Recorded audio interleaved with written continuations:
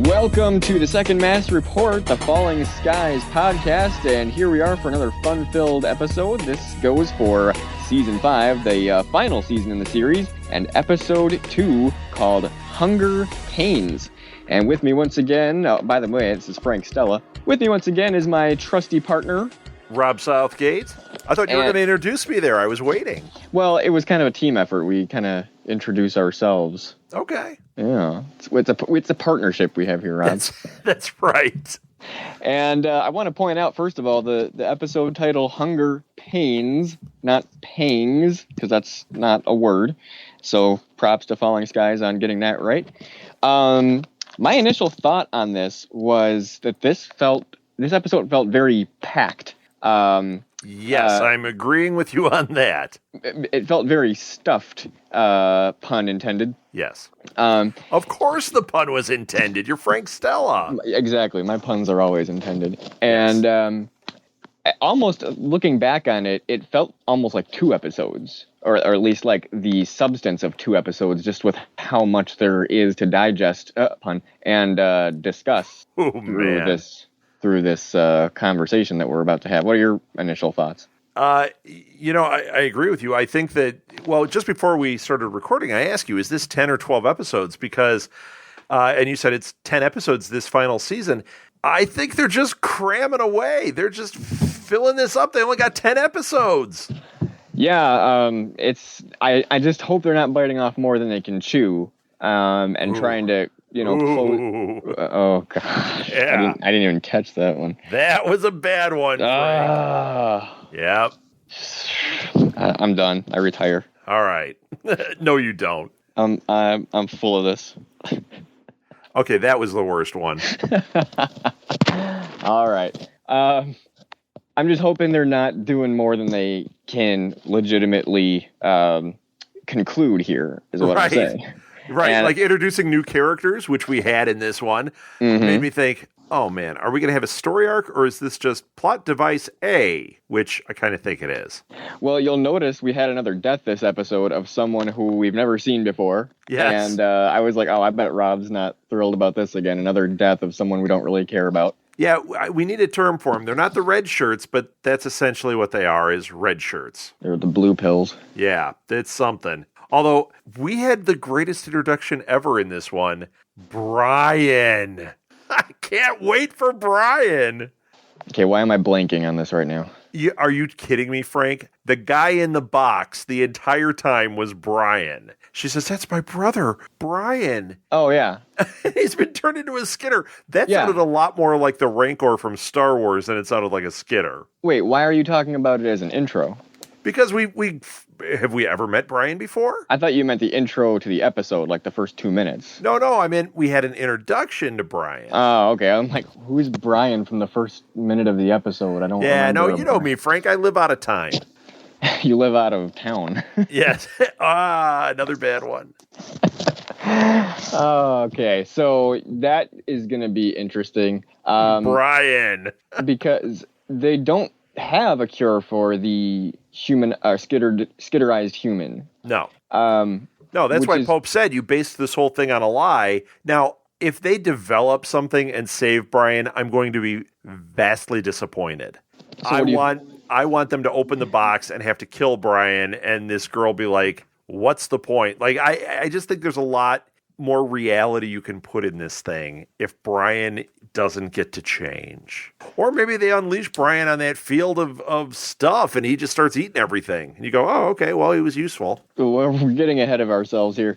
Yes. Of course, I don't know how not to, because I don't know what to how to framework this thing. Yeah, I don't know what to talk about first. Well, it's just a buffet of ideas here, and we really should start at the beginning. A buffet for those with hunger pains. Yes.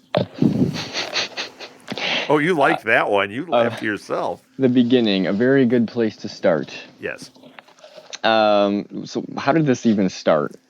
It feels like 100 years ago. Yeah, it was them. Well, this was actually pretty interesting. They were all behind that thing, and they were like waiting for the Skitter invasion. It started like a number of other episodes, really.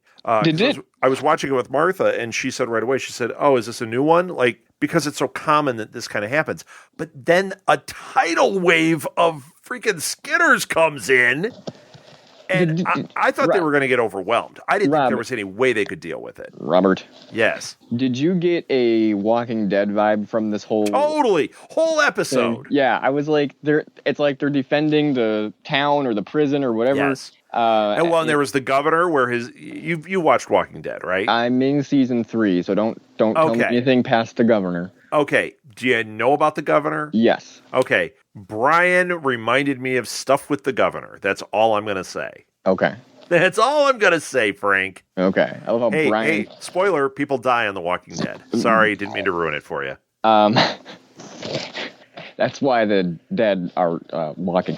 I love how Brian can give you a whole idea of something else from just, like, making noise inside of a box. Right. Brian. Yeah, Rob, you really should think outside the box. Man, somebody sedate him, would you? Please. All right. So Frank, are you like the show right now? You figure I've only got 9 episodes to go here. I got to get it all in. Yeah, I'm all in. Is what I'm? Yes, you are. All bets are in. Yes. So that's how it started. We had the Skitter invasion like we've never seen before. They came flooding in. I thought they were going to get overwhelmed. I was really surprised they didn't. I thought it was weird, though, that like these things are just pouring in and they're shooting at them. And then they have these moments where they're not out there shooting at them. And I thought, what, did they like take a lunch break or something?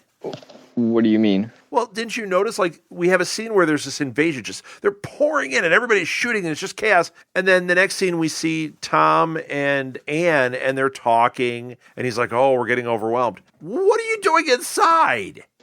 And that's where he has his vision. Remember, he has his vision of hell? I think the Skitter attacks are coming in waves. So I don't think it's just one constant barrage. I think, it seemed like a barrage to me. So maybe that was a mirage. Maybe that wasn't happening. Yep. No, but I think it's coming in waves. So they fended off that first one. Now, a couple questions I have about that, or at least comment and question.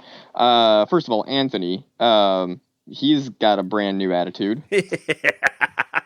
What was that with the Fight Club? Well, I think it's a combination of Tom's rage spreading combined with, the death of Denny affecting him. Right. So, it's affecting someone. Well, what do you make of this new leaf, if you will, from Anthony? You know what I think it is? I think it tells us that Anthony is not long for the show.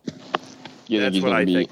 I think he's going to rage out and he's going to get killed and he'll have a little redemption thing at the end like, man, just take care of him for me. And they'll be like, yeah, this wasn't you, Anthony. You're all good.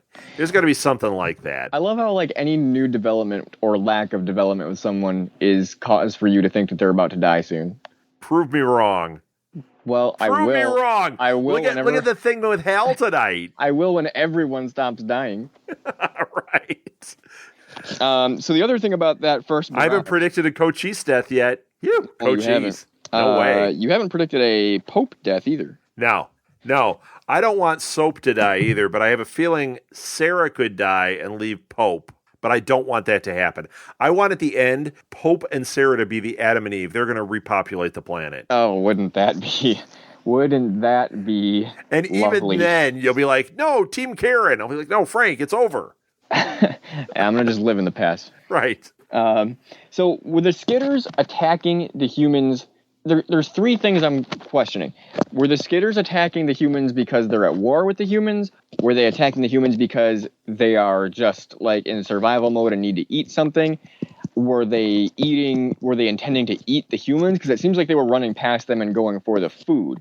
Were they intending to eat the food or destroy the humans' food? And what caused that explosion? There's like so many things I'm wondering about this whole thing. Okay, one thing I can answer definitively. The rest of it, my assumption was they were frantic. That's why they said they're fighting each other. There's no one leading them. I think they were going after food, anything they could get their hands on.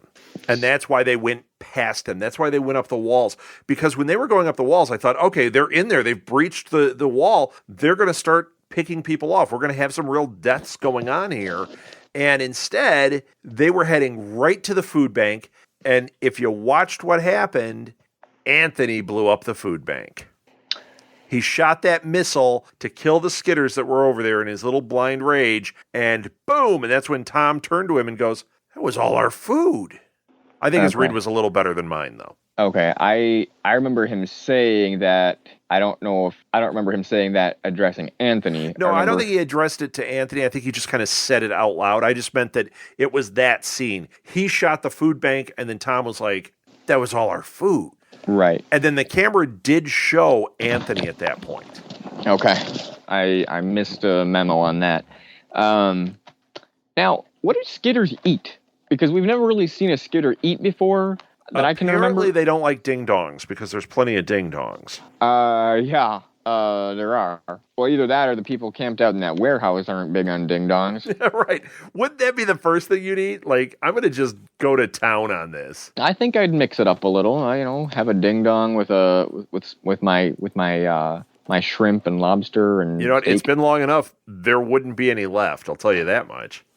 Now, are there no animals? Like, can nobody go out and hunt like a deer or a cow or a pig or something? You know what? I have a feeling you've hit on it. I think that the animals are gone because I think the skitters just ate them all.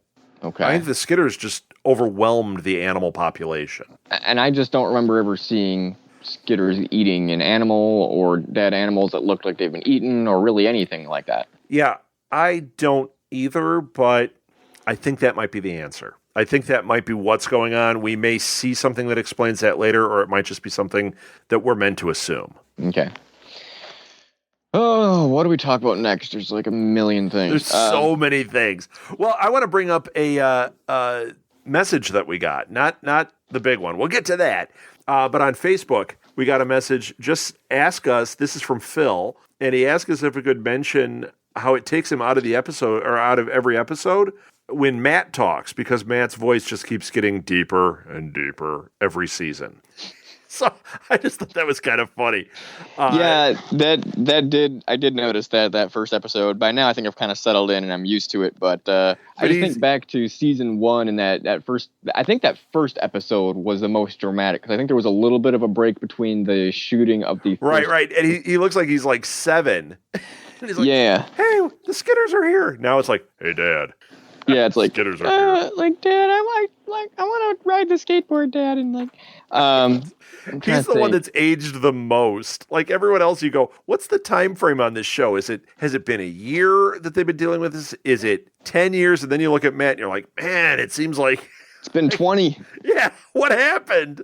Yeah. Hal looks exactly the same. Tom looks exactly the same. Anne is eternal. But Matt? Well, don't forget about Alexis. She aged too. Yes. Oh, yes, she did. I think she beat Matt on that somehow. Yes. But it was a close tie. Or a close tie. It was a close race. Or a close tie. Yeah. I'll go with that. Yeah. I mean, aren't all ties close? Yes, actually, they're more than close. They're exact if it's a tie. But you know what, Frank? I'll cut you a break. You've been very punny tonight, so. Yeah. It takes a lot out of me. I could tell. Yeah. Great. Anyway, so we got to participate in a Skitter barbecue that didn't end well. Now, wasn't it Tom's idea at first? Because didn't he say to Anne, "Oh, I wonder what Skitters taste like"? And Anne was like, "What? Oh, yeah. I don't remember that. Did he say that?" I thought that was Tom. No, Pope said it to Sarah, and then they barbecued it up because I immediately tweeted out that it was Pope's Skitter barbecue. I had a whole bunch of like KFC jokes ready to go, but the scene happened too fast, so I dropped them. I feel like I'm just going to stop talking because I feel like I keep making a fool out of myself, not remembering things. I could have sworn Tom said that to Anne, and next thing you know, we saw Pope and his friends barbecuing a Skitter. No, it was definitely Pope said it, and then, watch, somebody's going to write it and be like, Rob, you are so wrong. Stop bullying Frank. But no, I'm telling you, it was in that scene because it was Pope said it to Sarah. Then we saw the scene with Tom and Ann, and then we saw them sitting there tailgating some Skitter. And then up walks, what's his name, Russell? Like, Russell, I don't know, whoever. Who takes a bite out of that? Like, Pope was so logical. It's like, shouldn't we, like, find a cat to eat it or something? Which there are no cats. But, find a Mason to eat it. There's plenty of them. Yeah. Couldn't they have given it to, animal testing? But I guess we just talked about there are no animals. But, I mean, really, there's no stray dogs running around. There's no nothing. I mean, I don't know. Whole lot of nothing. Could Anne or somebody even just, like, test it to see, like, wait a second, is there anything that, like, we know the way is... it reacted, I thought it was like Alien, the xenomorphs, because there must be, like, a buttload of acid in that. Well, so when they I don't know what it up, I mean, are they made of protein the same way as, like, a animal muscle? Apparently not. I don't know, man. It had something in it. I mean, didn't it taste weird then? I mean, wouldn't you spit it out if it was so awful tasting? Yeah, I don't know. That was kind of a weird scene. And then his face starts melting, and I'm like, wow, this is like RoboCop, and I don't know what's going on here. Yeah, that was pretty gruesome. I mean, first it looked like he was just a little bit disgusted. Next it turned into vomiting, and then coughing up blood. And next thing you know, like his face was just like fall apart. His face was just falling off of his head. I was like, wait, I want to see the rest of how this is going to turn out. Right. Like, is his stomach going to start melting out too? Like, now there was a perfect missed Pope moment here. He should have yelled out, "All right, who wants seconds?" But didn't happen. Anyone want to say grace? Yeah, right. Well, and you know what? He hates Tom so much. Why didn't he go in and like, "Hey, Tom, I got a plate of food for you." Problem solved. Yeah, it'll go right through you. Yeah. Oh, good one. Thank you. Wow, that's rougher than Taco Bell. Not a proud sponsor of the Second Mass Report. Or Taco Bell. Right. Now I want tacos. Anyway, I always want tacos, even Skitter tacos. I might even give that a try. Very spicy. Yeah, it'll. It has been known. We never got to hear what it tastes like, though. Yeah, I guess not chicken. Yeah, he goes, not chicken. I wanted to hear, like, yeah, you know what it tastes? I would imagine it tastes kind of like eel, you know? I imagine it tastes like wasabi. Why? Now, why would it taste like wasabi? Because it's green and gross and it melts you. It's hot. Okay. I was thinking like fish covered in wasabi, because it's got to be just like, how that guy ate it, I have no idea. Taste like sushi. I bet they do. Skitter. It would have been funny if he actually said a couple of words like, yeah, it tastes like sushi, and then just like started dying. It's got a nutty quality. Uh-oh. I have a nutty quality. Yeah, you do. Right. So I want to talk about the Tom Rage case, because wait, do we have to get our serious hats on now? Well, it'll be serious. It'll be serious until I make a pun. But what do you make of this? Because I think we brought this up last week, but it's continuing. I think this is going to be a major theme this season. It seems like it's putting Tom and Weaver at odds. I would say that's absolutely true. But now, wasn't Weaver more the warmonger before? Yeah. So don't you think it would make him, maybe not so, peacenik about things? And he'd be like, all right, you're seeing my way here, Tom. I don't know. Yeah, it is weird because it seems like Weaver in the past has been a little more hot-blooded at times. And he's undergone so many transformations where he was, kind of the dictator back in season 1. Then he turned into more of, an even-headed leader. And then in, season 2, it was this, that, and the other. And remember back in the beginning of season 4, of which I remember very little, he was really freaking out when they were up in that prison cell. And it was Tom that had to keep telling him to cool down and cool off. And then I think once Jeannie was dead and it was over, I think he kind of mellowed out more and just kind of sat back. Yeah, I think you're right about that. But he just seems to be, it seems like they've role reversed here. Yeah, I could see that in some ways. But see, I think Tom, interestingly, is encouraging everyone to kind of feel his mood. Whereas Weaver was more just kind of like to himself about it, where he was just kind of like, I'm going to get myself riled up and that's all that matters. But I think Tom is more like, hey, everybody, let's all tap into our rage warrior.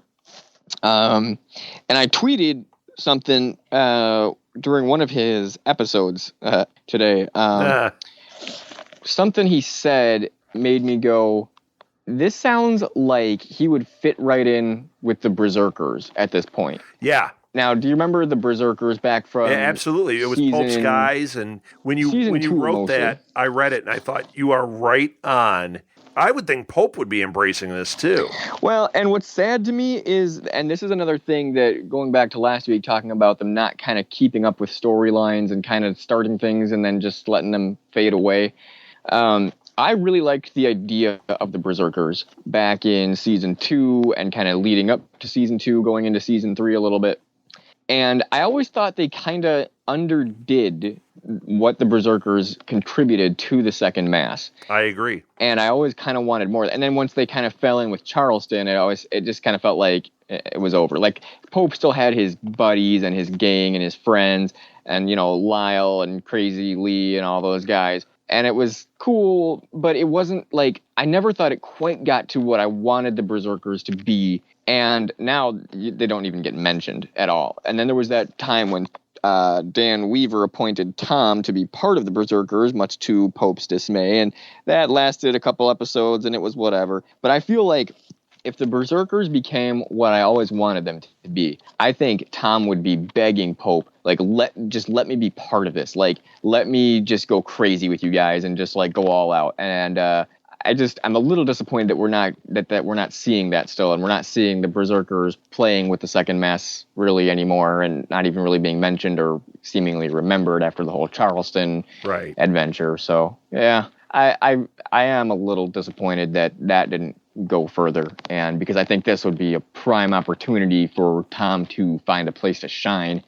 But being that as it is, it seems like Weaver is having more of a problem with Tom than Tom is having with Weaver. It doesn't seem like Tom is really having any personal conflict with Weaver. I think Weaver is more just disapproving of Tom and getting the sense that they're not getting along, whereas Tom is more just kind of shrugging it off like, hey, I don't think that was the wrong call. You're good. Yeah, no, he doesn't seem to be involved in that, although Weaver seems upset. So I think that's something that we're going to see either resolve or escalate.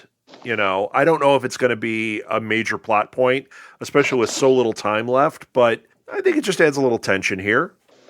Yeah, and it's an interesting dynamic. Now, do you like this new Tom, or do you kind of wish he weren't acting like this? I kind of wish he wasn't acting like this. I don't mind him being aggressive and having that feeling of like, let's get this done. Because I think that's kind of where he's at now too. But I don't know. It feels to me like we've seen the eye worms. We've seen how it's changed personalities. We've seen Tom have his turmoil where he had his interactions with them.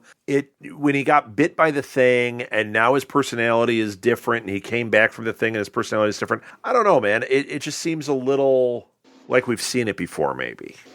We've seen things like it before, but this is a kind of a side of Tom that we really haven't seen before. I mean, we've seen him angry, we've seen him upset, we've seen him aggressive, but we haven't seen him this consistently rageful and approving of others' rage. We see Anthony kind of following in those footsteps, and Weaver kind of called him out and said, like, look, we don't have time for this. Like, this is immaturity in the face of when we need to be at our top form. And Tom is a little more like, hey, you know what? This is okay for this to manifest itself because we need to let this fuel our efforts. So are you more on Team Tom or Team Weaver on this perspective? Oh, man. What a horrible question. I think even though I'm not really necessarily digging it, I think I'm definitely more on Team Tom because I think they do need to get aggressive and they do need to take care of this. They're at a point where they can. I mean, they've damaged these things. Why wait for something else to arise? Go after it. I just don't know if the whole raging thing is the way to go. What about you? What do you think on that? I'm on Team Tom, but I think in a stronger way than you are. I don't. It's not like I'm missing Weaver's point or disagreeing with him. Kind of the same way Tom is. Like I'm kind of with Tom in that. Like, no, that's fine. That's a good point. You're not out of line. At the same time, though, I'm really with Tom, and I'm really enjoying watching Anthony, lash out. Like, it's almost like when I see him acting that way, I'm like, oh, like, good. That's what I'd be doing. Like, I really like to kind of feel that vicarious passion being, having that outlet through Anthony. Especially if I'm Tom, I'm like, yes, somebody gets it exactly, Anthony. Like, that's almost like kind of how I feel about it. And I don't want to show that just has nothing but hostility and rage, but like that particular outlet that's in this story, I think is very, it's satisfying in a way. All right. Yeah, I mean, I think we're kind of in agreement on this whole thing. I think that we're just having kind of varying degrees of our thoughts on it. But okay.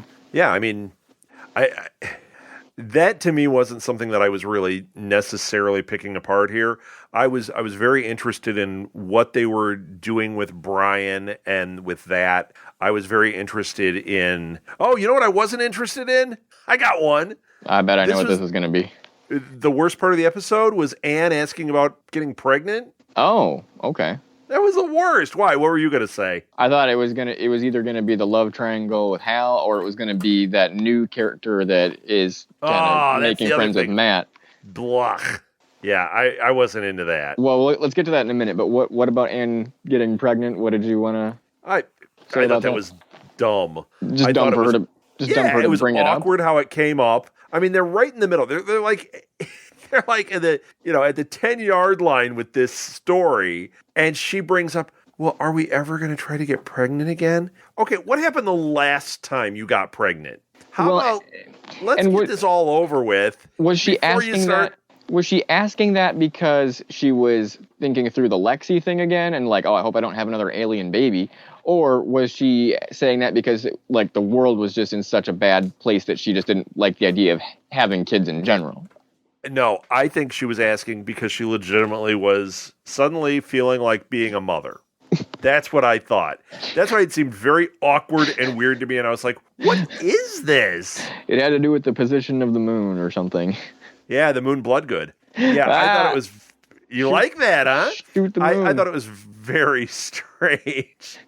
Yeah. Wow. I didn't like that, but now that you bring it up, I really didn't like, the insertion of this character who now Matt is friendly with because Denny's gone. I don't know. It's like we need to bring in a new female for somebody to chew on. Yeah, exactly. Like, oh, well, we can't really have, Ben and Denny, that's long gone. We've got this weird triangle. Let's give Matt somebody. And let's have Hal get injured. Let's give every Mason somebody. Exactly. Well, and didn't we just see this exact same thing in season 4 with that one character from the youth camp? From the youth camp. Yes. So, and this girl, first of all, where was she? How he's like, how do you know my name? Okay, there's either something up with this girl, or they've just added her in here, and it's like on Under the Dome when they're like, oh, we all live under this dome and everybody knows who's in town and everything. And, oh, by the way, did you know there's an island over here? We've got a couple other characters we can bring over from there. That's what this felt like. Like, where did she come from? Well, Dingon said something about where she came from, and I didn't really pay attention because I didn't think it was too important. But she said, like, Matt said, like, oh, that's a new girl. She came from whatever, or Dingon said she came from whatever. I was like, okay, cool. I didn't have a problem with that. Now, Matt didn't trust her right away. And I tweeted something about, whoa, Matt, no more puppy love for you, huh? Because of how he reacted last season to that one girl. And right. now her kind of betraying him and siding with the aliens might have had something to do with Matt's attitude today about everyone's either lying or dying. Right. And so I don't really blame him. I thought, you know what, Matt, That's a good point, and that's fair, and things aren't ideal right now, and if Weaver is going to go and tell Anthony that we don't really have time to vent our rage, I think it's just as fair to tell Matt we don't really have time for romance right now. Yeah, I do too. And somebody please tell Anne, because don't get pregnant right now, Anne. Somebody tell No Ben. time for love, Dr. Jones. No time for love. Okay. You don't get that reference. Come on, Frank. What on earth was that? It seems like every show you have no idea what I'm talking about. That's from Indiana Jones and the Temple of Doom. Oh, okay. No Time for Love, Dr. Jones. I only saw Raiders. Oh, you're the worst. I am. Who only sees Raiders? Me?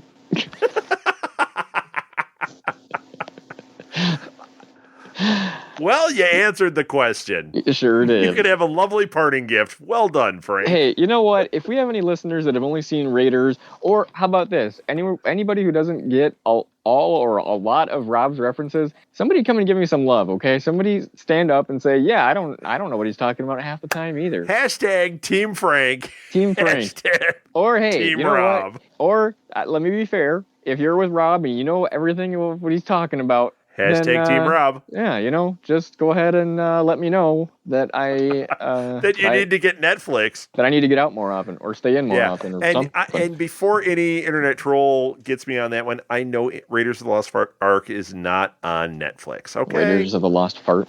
Yeah, I said that. It was a mistake. I'm glad it's lost. Yeah. Yep. Anyway, that was a gaseous error. I'll tell you that. Anyway, I forgot what we were talking about. Oh, Matt and puppy love. So we'll see what's going on. Do you trust this girl? Do you think she's legit, or do you think she's some kind of alien spy? I don't feel like that's fitting into this season. She is either an alien spy or she is absolutely 100% a plot device. Just to give a little something to Matt, and it'll go away. What's not a plot device these days? Yeah, especially this, like when she woke up and she's like, "Oh, they had good snacks." Oh my god! Oh, I just wanted to punch her. Yep, I'm getting that rage from Tom. We don't have time for this, Rob. That's right. We have guns. No time for love, Dr. Jones. No time for love, Dr. Matt. Dr. Matt, Dr. Mason. Yes. Dr. Mason, no time for love. No, Tom should have said that to Anne. No time for love, Dr. Glass. That would have been great. I would have been down with that. She would have went, what is that from? What are you talking about? So does that make me Tom and you Anne? That's a little weird. Rob, do you want to have another baby with me? No, I don't think that makes us... No, that'll be the next podcast. The Time for Love cast. Time for Love cast. And every time it'll just be no time for love, Dr. Jones. Yeah, maybe we should have a love podcast on SMG, you know? Well, yeah, maybe not. I did a love tips radio show back in my college days. Get out. Like Loveline? Yeah, someone needed to know how to ask someone out or needed to know what to do about their relationship. I was all over it. That's fantastic. So right if you can find a way to develop that, Frank, do it. Hey, it starts with people writing into SMG and talking about what they need or what they need advice on or help with. And if we get enough No of them... time for love with Frank Stella. I will make time for love. Right. Making time for love with Frank Stella. Not making love, but making time for love. No, making time for love. Making time out of nothing at all.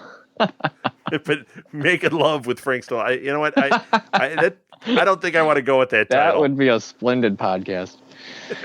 All right. Anyway. A lot of prisoners calling in for that one. And not the ones on Orange is the New Black either. Oh, dang it. Okay. Hey, you Frank Stella. I'm lost. No time for love, prisoner A. Yeah. I bet they'd be doing hard time. Oh, man. But yuck. Yuck. Right. Where were we? Falling Skies. I have no idea. I don't even know how that happened. So what else? Okay. So what else happened? His thing. Pope had a date with Sarah, so we had some soap action. He cooked her a nice meal. Soapy action. We got some girl who was in that thing with the food and her brother Brian. So she's a new character. What is she going to do when she finds out? She's going to fall in love with Ben. Oh. She's his age. She's that. That's what's going to happen. Once this is resolved with Maggie, she will be the love interest for Ben. And Brian will be the best man. Wait, Maggie or the girl? Maggie and Hal will end up together. No, Hal will die. Maggie will not go with Ben because she feels remorse over that, and the girl will end up with Ben. So nobody's going to end up with Maggie? No. That would make me so glad. If Why? No one Why do you hate on Maggie? Because she took Hal away from Karen. Well, several things took Hal away from Karen, but right. Maggie... And I hate those eye bugs. Maggie did that, and then now she's going after Ben for no reason other than the spikes thing, and other than the spikes are making her do it. I guess some of Ben is inside Maggie. All right, this is a PG show. Cut it out, Frank. All I'm saying is with Frank Stella. silly. It's a silly reason. I don't know. And I mean, none of us podcasters. Is that how it happened? Hey, Maggie, would you like a little Ben in you? that if you're feeling paralyzed. Have you got some Ben in you? Would you like some? Wow. Yeah. We could cover that on the No Time for Making Love. No Time for Love with Frank. Whatever. At any rate, how did we get on? I can't wait to make a logo for that show. I am totally going to do one. Please send me all your ideas. I want to select the most appropriate one, if you get my meaning. Yeah. Oh, I forget my mom's going to listen to this podcast. Anyway. That's right. What did he mean, No Time for Love? You're a good boy. You say a lot of puns, but you're still a good boy, Frank. Yeah, sure am. I think you're Stella. Yep. I'm too tired for this. Let's just finish this recording in the morning.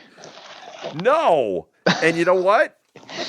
I want to change gears here. Let's talk about our email we got. Good. Do something. We got an email from Judgy Judy. We did get some tremendous talk about it. Tremendous feedback this week, not just from Phil on Facebook, but Judgy Judy apparently has been a longtime fan of ours and has just now decided to speak up in the form of a 4-minute recording. Oh, yeah, an audio file, and it was awesome. I've listened to it like 4 times. She basically sent us her own reply podcast. Yes, and you know what? At the end of this episode, we should tack it on there. Yeah, why not? Why not? Just put it on at the end. I mean, if we put it in here, it might be a little weird to play 4 minutes of Judgy Judy, but I think if we just tack it at the end, people can hear what she said. It's fantastic. Judy, thank you so much for sending this in. It was great. Yeah, and she called me out a couple times not remembering what was going on in season 4. Mainly how the spike transplant she reminded us about, of how Ben's spikes got transplanted into Maggie, and because she was paralyzed, and that is now all coming back to me. Yeah, Judy, you're right. That escaped my mind. Of course, you mentioned you had the luxury of reviewing the season before we started season 5. I haven't seen season 4 since it aired live. So, cool. Well, that was really good, too, because as soon as she said it, it reminded me of that whole thing. Then it all made sense, because we did labor over that a little bit last time. Yeah, so, Judy, thanks so much. You're absolutely right, and good call on that, and thanks for helping us out. She also mentioned that she didn't like the Hal, Maggie, Ben triangle. Right. You know what? I bet if we took a poll, most people think that's a little weird. If they don't, they probably haven't done the math. Like, they haven't thought, like, wait a minute. That's like, it's weird. What do you think of when it's not weird for him. It's weird for her. Was it when Sarah said to Maggie, you ever thought about a 3-way? Yeah. And she goes, oh, they're brothers. How about, and he's a teenager. That should have been the next thing she said. Well, how old is Ben? Because Ben, to me, looks like 20-ish. I don't know, because I don't know how long this has been going on. When we first met him, he was like 16. Has this been 4 years, or has this been like 8 months? I lean towards it being like 8 months. It's definitely been a lot longer than that. This, from episode 1 to where we are now, it's been probably a good 4 years at least, if not 5, 4 or 5. I don't think so. I really don't. I think we should try to figure out a timeline. Let's get Judgy Judy Judy, yes, you can... Judy, do your homework. Yeah, make us You're a timeline. on it. You didn't know you joined this podcast, did you? Next time we'll introduce her as the third co-host, and we'll screw that up too. Yeah, you can just be our staff researcher. Oh, awesome! We've never had one of those. Obviously, we'll have a whole production team before the end of this. That's right, just in time for it to end. Yeah, well, we'll just carry on. The other thing Judy brought up was about Denny, and I thought that was really interesting. I forgot Denny was even in the last season, and she said that she was hanging out with Dingon or whatever his name is. And do you remember that now, that she says that? I do. Okay. But she was peripheral. She was peripheral. And not that I'm doubting anyone's memory, but I don't remember that at all. I do. I remember you making a comment, too. If we went back in the archives, you made a comment that, Denny's there. Okay. And it was because she was a peripheral player. Well, what I don't remember was seeing Denny in the final episode of season 3. I don't remember that either. We also didn't see... But you know what? We're talking to somebody here who does have, obviously, the shows and obviously goes back and watches them. So I'm going to trust Judy on this. Yeah, well, I do. I'm just saying, I don't remember that. But there also wasn't Colonel Porter or Marina in the end of season 3, nor have we seen them since, nor has there been made any mention of them, which I'm upset about. But we've been through that last week, so we don't need to go down that road again. But anyway. That's right. Now, one thing Judy also said was that she doesn't like the Tom's rage development. And in one sense, I don't like it. In one sense, it makes me a little bit uncomfortable. But I think it makes me uncomfortable just because it's new. It's not the Tom we have always known. And we just don't like... as people who love these characters, we want them to feel good. We want things to be okay. So we don't like the idea that someone's upset, mad, angry, etc. However, given the circumstances and given, everything that's going on with these characters and their lives, I think rage is warranted here. And I think that might be what carries some of these people through. It might be what carries Tom through. It might be what carries Anthony to whatever he is doing next. Apparently, Rob thinks Anthony's going to die next. But I think... I didn't say next, but I think Anthony's not long for the series. I think when we cross the finish line, Anthony and Hal are both gone. Okay.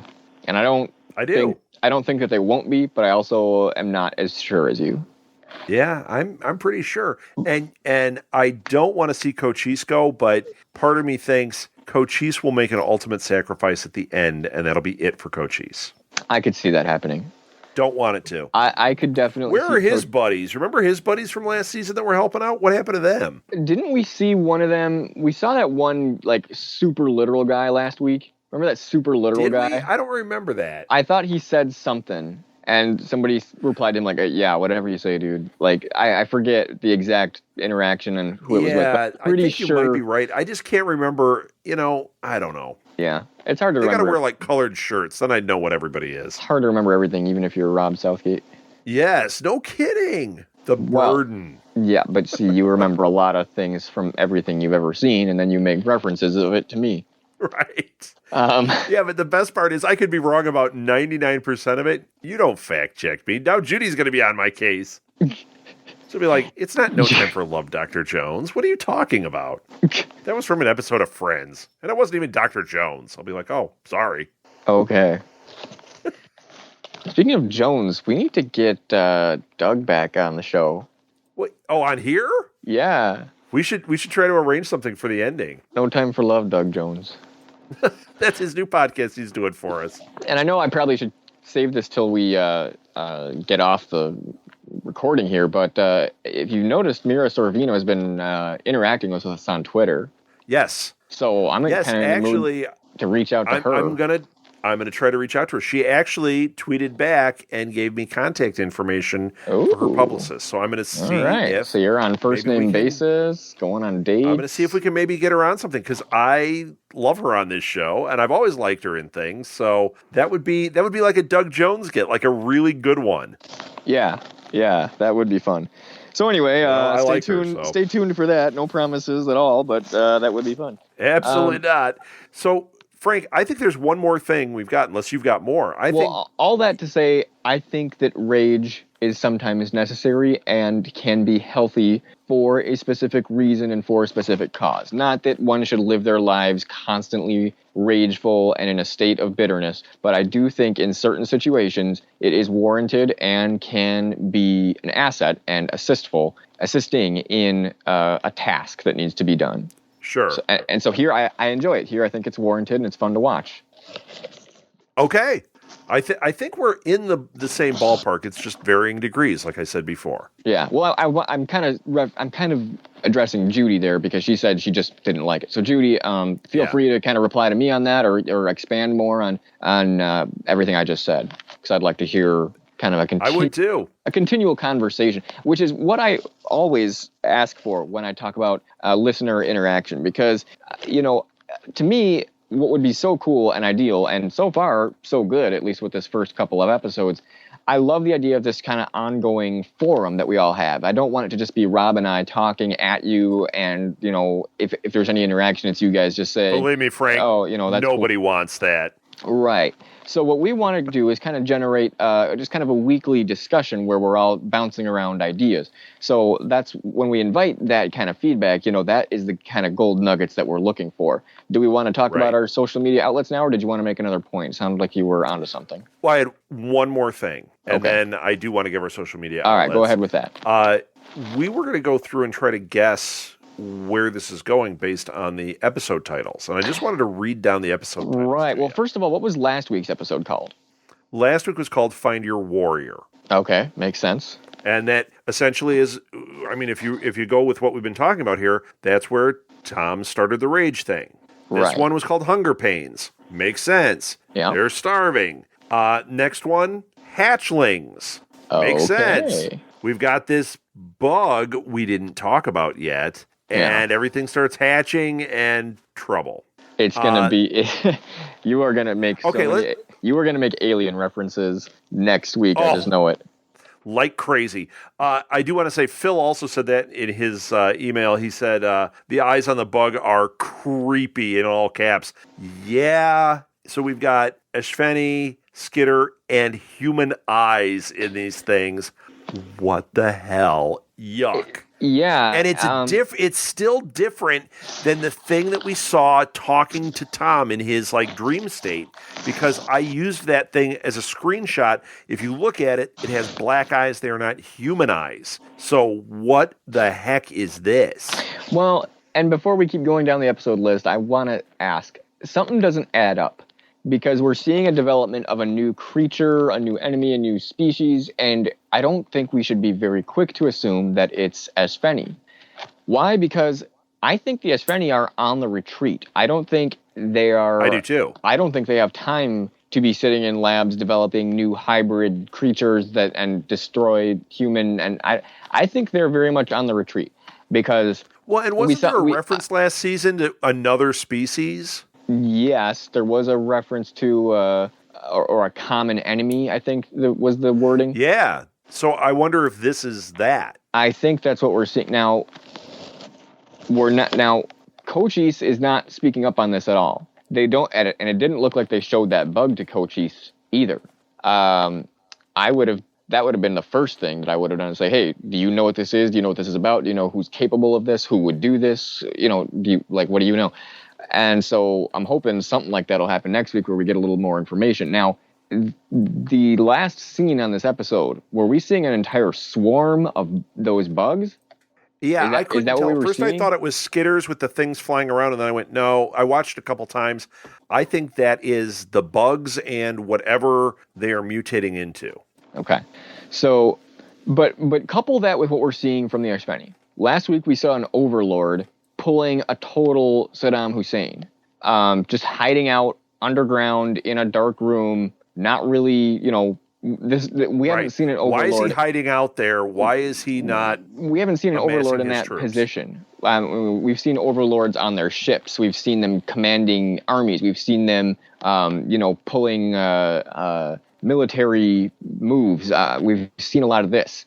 We haven't seen mechs. We saw a couple mechs that were just on the verge of dying last season. Right. So, I mean, the Skitters are just out of control, eating each other, attacking each other, fighting, just going crazy looking for food. I mean, we've not seen the s5e look like this before. So they're very much in retreat, in defeat, and everything in between. I'm not buying that they're, in the meantime, also organizing this kind of technology and this kind of attack. I think this is something else. It's got to be. Yeah. Yeah, I agree. I mean, I don't even know at this point. Boy, I don't even know what to say about it because I'm in agreement. I think that this is something else. I think they got to get to it quick so we have a big bad for the rest of the season, which is going to take us out of this. We're going to find out what this is, and it's going to go either it's going to be the end of the alien attack or the end of humanity. And I'm interested in figuring out what it was with Earth this entire time. Was it just, it was a suitable, hospitable planet, or was there something else that made Earth very attractive to these alien life forms, where they would come here and, wipe out humanity and establish it? To me, it looked like they were just attempting to wipe out the indigenous population of humans and any threatening, animals or whatever, and set up what I'm guessing would have been a military base to fight Volm and whatever other enemies that they had throughout the universe. Because it looked like it looked like at the end of season 2, they were setting up that weapon, and they said it's not aimed at humans, it's pointing towards the sky, and the humans destroyed it, and as soon as they did, the Volm came down. So my best guess is that they were just going to use Earth as a military base with which to attack or defend or whatever their interstellar enemies. But I always have wondered if there was just something more to it. Yeah. Well, I guess we'll have to wait and see. Yeah, absolutely. So is that... Oh, we want to keep talking about the episode list. I got more. There's a few more. I'll just roll through these. Pope breaks bad. Okay. So there's a potential there that something happens to Sarah. Even though we love her, something happens to her. He goes nuts. Who knows? That could be the end of Pope in that episode. Maybe he starts developing methamphetamines. Or maybe this rage that went from Tom to Anthony now hits Pope, and he goes berserk. Non-essential personnel. So I have a feeling that is where we're going to find out about this plot device girl that was flirting with Matt. Respite is calm before the storm. Before everything breaks bad. Everybody has their reasons. What do you think that is? Definitely going to be some inter-character conflict, whatever it's around. I'm guessing. Yeah. I'm guessing Pope will play into that. I'm guessing Tom and Weaver's little drama. Maybe I'm guessing the Mason boys, Maggie. I guess I'm starting to name everybody in the show, but I'm just seeing these conflicts and interpersonal struggles leading up to. I think this is where they come to their a agenda. head. Yeah, I can see that. Because the ending is going to be a lot of action by the time we get to that last part. I think a lot of those interpersonal things have got to be taken off the table going into the last few episodes.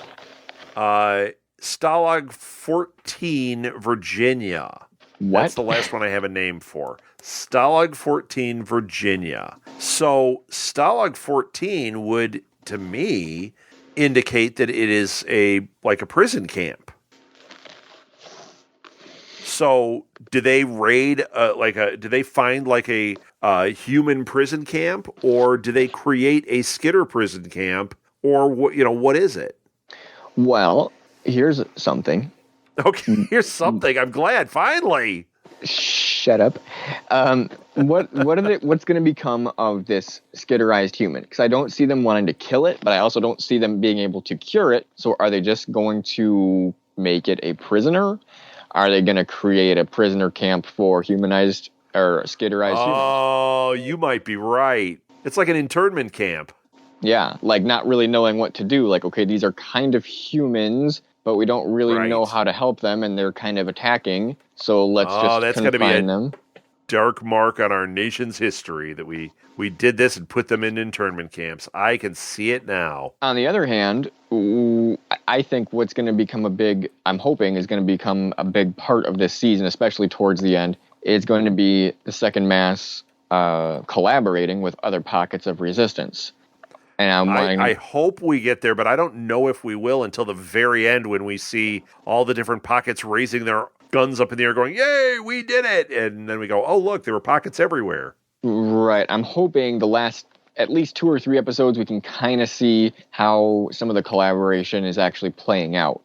So, and I don't know if that's going to have anything to do with a prison camp type atmosphere or setting. So it could be that. And honestly, I don't see how the Second Mass would have been able to, in their current state with, the food and attacking and all that bugs going on, be able to just let's all just move up to Virginia and build a prison camp. I don't know if that's something realistic, or maybe the prison camp was built by another pocket or pockets of resistance. So there are a lot of theories. It could kind of be anything. All right. Or it could be something that they don't even go and do at all, kind of like Brazil. Brazil turned out to not be, an episode where they go to Brazil. It was just brought up, So it could be something like that. Yeah. I mean, I'm just kind of thinking about it. Yeah, I don't know. And the fact that we don't have names on the last 2 episodes. Yeah, there's a total of 10 episodes this season. Season 4 was the only season which we had more than 10. Had 12 that season, and I think they just decided, let's just do one more season.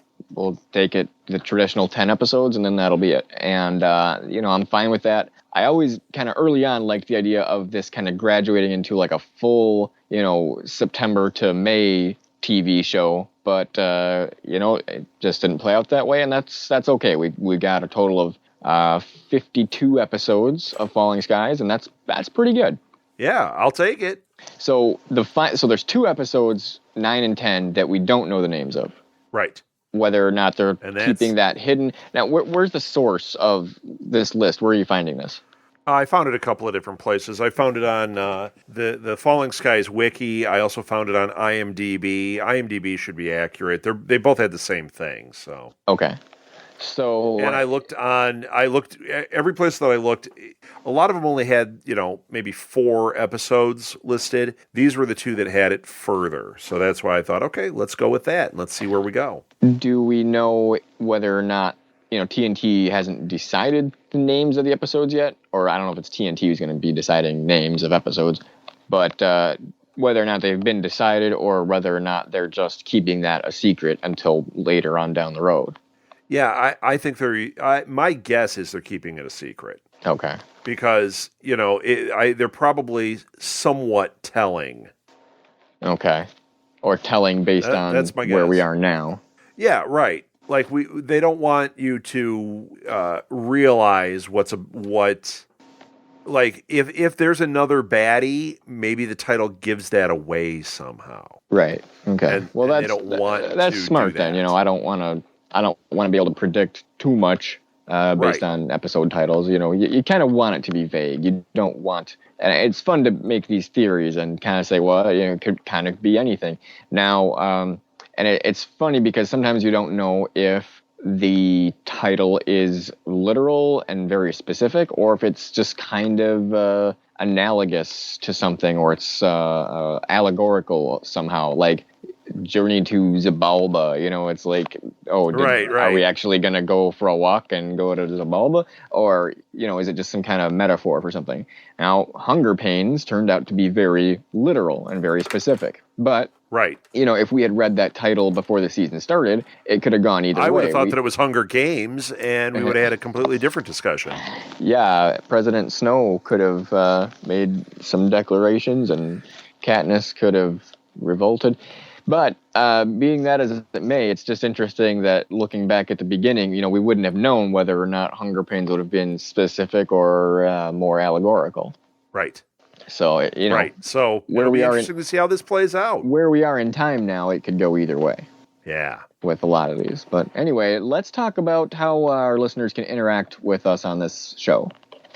Well, Twitter, we're live tweeting the show at Second Mass Pod. And I think that's what it is, isn't it? I do think that is what it is. I want to make sure it's not Second Mass Report Pod. No, it's Second Mass Pod. So we live tweet during the show at that. I tweet from @rsouthgate. Frank, what do you tweet from? My personal and or professional Twitter is @DJFrankStella. And the website is www.southgatemediagroup.com. You can find all the past episodes of this and all of our podcasts there. You can find links to our various sponsors that we have. They're all over the pages there. So if you want to support the show, that's one way, like order some tweaked headphones. We get a kickback. It helps keep the lights on. You also can do Patreon or just straight up donation there.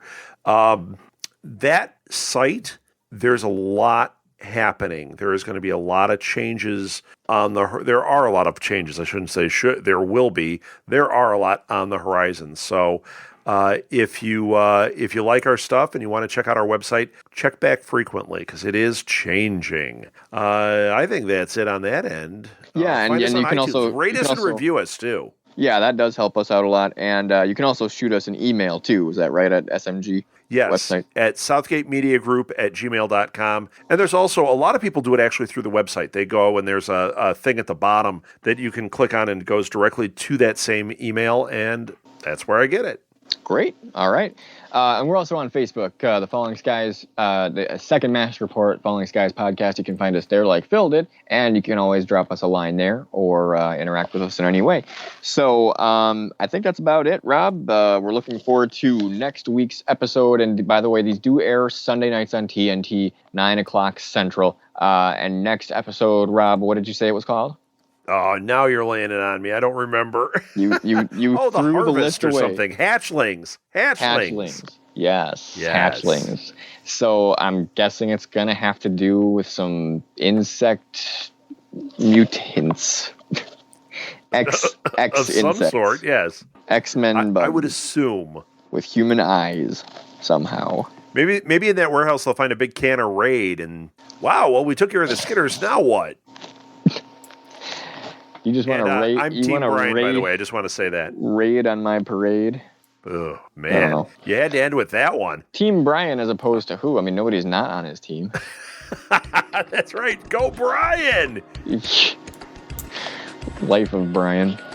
Yes. All right, are we done? I think we should have been done. That's not a reference. It's a movie title. That's not a reference. And I referenced it. Okay. I referred to it. It was a reference. Okay, all right. I'm going to quit while I'm ahead. Hey, thanks so much for listening, and just stay tuned for more fun and games from Second Mass Report, the Falling Skies podcast. And until next time, stay vigilant, stay active, and stay brave. Frank and Rob and all the Second Mass fighters out there, this is Chuchi Judy, the Polish blonde from Central Massachusetts. And I wanted to chime in after listening to the Season 5, Episode 1 podcast on Falling Skies. I have been listening to the Falling Skies podcast since you were on the other network. Found you there, followed you over to the Southgate Media Group, and started listening to some of the other podcasts on the SMG podcast network. Great going, guys. And yes, you are cuckoo for who. Anyway, wanted to bring up a couple of points. I'm with you on the Hal, Maggie, Ben thing. I'm sorry, but the ages, don't jive with me. I can just about get the Hal and Maggie thing going. But it's just, it doesn't. I'm sorry, they don't really have any chemistry in my book. And then Ben, nada. Schnitzel, nothing. Okay, Maggie was not harnessed. If you remember when the gas main blew, Maggie was crushed by some rubble and she was paralyzed. Ben gave up some of his spikes to save Maggie from paralysis and death. And because those are Ben's spikes in Maggie's back, there's that attraction between the two, and they can't figure it out. And it's going in a very, very weird place. I don't want you to go there, Falling Skies. Get off of that train pretty darn quick, okay? Frank, you can't remember seeing Denny in season 4? She basically hung out with Dingan all the time on patrol.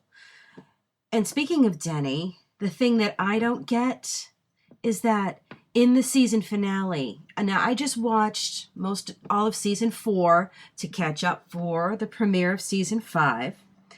In the season 4 finale, Dingan was the only person of his patrol to make it back alive to the second mass after they were attacked by that fog stuff. Denny did not come back. And now all of a sudden she's here in the first episode of season 5. That does not make any sense whatsoever. So I understand you're not quite remembering Denny. She didn't have a big part in season 4. Mostly it was just hanging out with Dingan. So those were my thoughts. Yeah, I enjoyed the episode pretty much. I don't really like the dark place, this find your warrior and just concentrate on the rage part of it. Yeah, I'm not on board with that storyline either. That's not really sitting well with me. Granted, yes, you have to finish the job. You know, you blew up the power source. You want to get rid of the rest of the aliens on the planet. I'm all do with that, but just doing it based off of rage, I don't think that's a really good idea. It's not smart tactics either, because when you're raging, you're usually not thinking straight. And that's anybody who plays D&D, that's the basic point of it. Yes, you have all the adrenaline going through you, but you're not thinking straight. So there's my, I don't know, what, 5 cents worth, maybe? Inflation? I don't know. Have a good one. Thanks for the great podcast, guys. Signing off.